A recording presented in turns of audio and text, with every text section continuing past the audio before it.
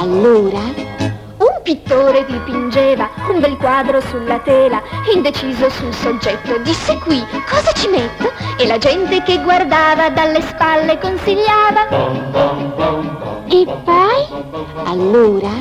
Disse un ricco commerciante, metti un nano ed un gigante. Gli propose Gedeone, ci disegni un bel pallone. Urla e strepi da concè, sopra il quadro metti a me. E poi? Allora?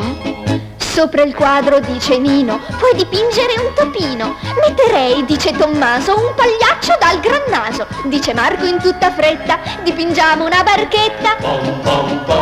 E poi? Allora? Si dipinga un grosso fiore, ora ordina al dottore. Ma il pittore frastornato dice infine divertito, spero che non vi dispiaccia, io ci faccio la mia faccia. Spero che non vi dispiaccia, io ci faccio la mia faccia.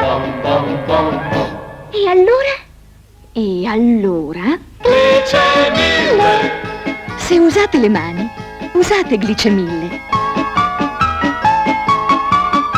Le usate in 1000 modi, senza pensarci.